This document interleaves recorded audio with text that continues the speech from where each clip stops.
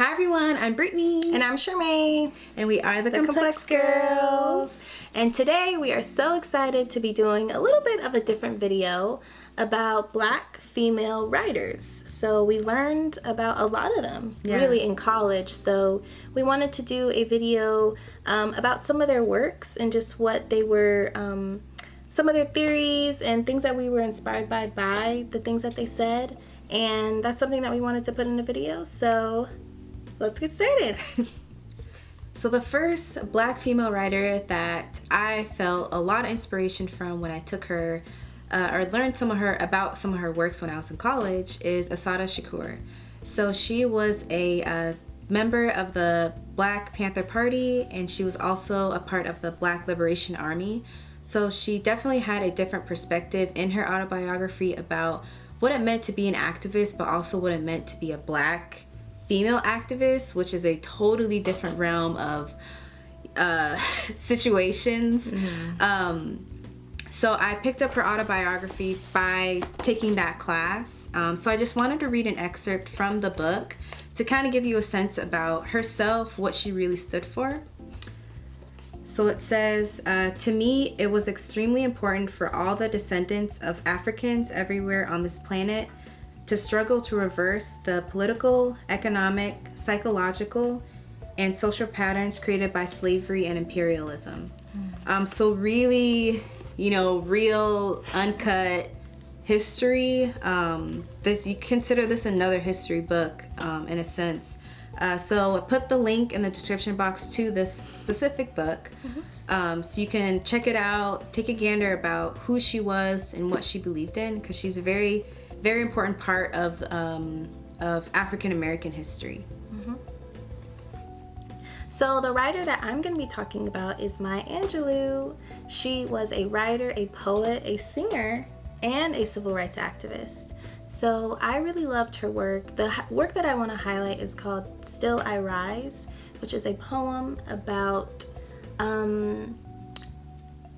dispelling of stereotypes of Black women and how she herself as a Black woman and being successful as a Black woman, she still rose amidst different stereotypes and a lot of different things that she experienced growing up during the civil rights era.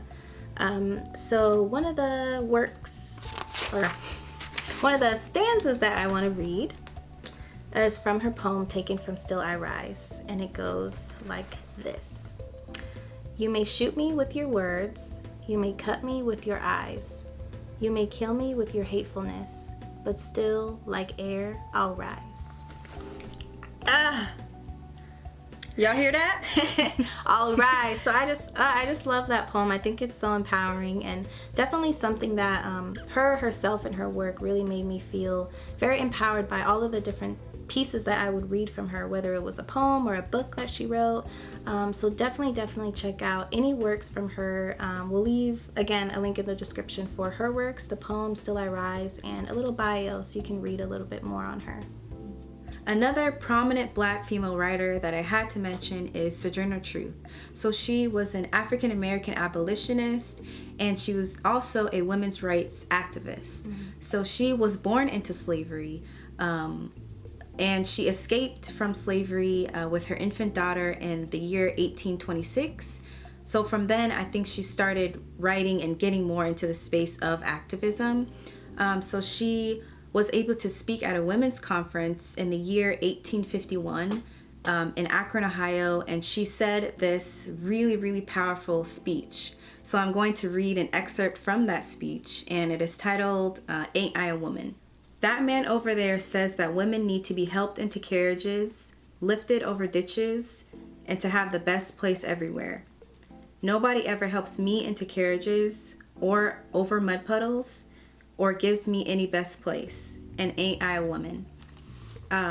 So that speech really, I think, highlighting the rhetoric of Black feminism, the intersectionalities, and what it means to be a prominent Black female activist. There's a lot of different things that you're faced with, and especially for her. So we read her speech and we learned more about who she was as an activist, and that there is this gender I don't know, gender like divide that we have to acknowledge and talk about. So she talked about that in her speech. So again, link in the description box to her, and all of her works are really, really good, really empowering, I think. Yeah.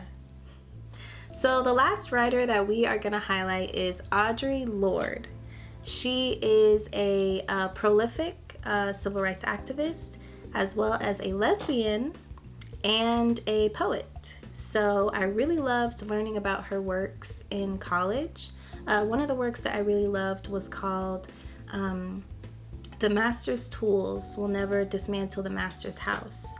So in this work, she talked about particularly a critique on feminism and how sometimes it can be dismissive of women of color because women of color deal with intersectionality of their identity, which is kind of like the intersections of race, class, age, and sexuality. So there's so many different things that women of color experience and deal with, especially Black women, and she wanted to really dispel of the myths of all women experience the same things when that's not true. Same with like Sojourner Truth and what she was talking about. You know, feminism can sometimes be dismissive of women of color, so she was very critiquing on that. Totally not against feminism, but just wanting to grow the conversation and include women of color in their experiences. Right. So one of the quotes that I really love from Audre Lorde that I found online goes, "In our work and in our living, we must recognize that difference is a reason for celebration and growth rather than a reason for destruction." And I thought that that was so relevant to now, because I feel like at least nowadays I feel like a lot of people are seeing difference as something to embrace rather than something inferior. So I really love that quote and just all the work that she did to really highlight the experience of women of color and gay women of color as well. So yeah, I really wanted to highlight her. Definitely links in the description for her work and her bio as well.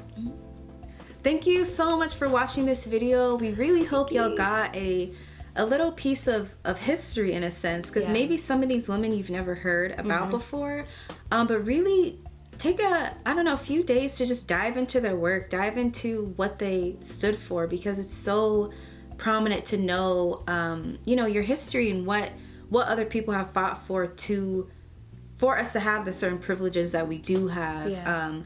So definitely check out their works. Links in the description box for you all. It's so accessible to put the links down there, so definitely check those out. Also, comment down below if there's any Black writers that maybe we didn't mention that have really cool works. We'd love to know in the comments some of their works, some of their theories. Let's get a conversation going. Yeah, start that combo. Yeah, of course. If you want to keep up with us, where we at?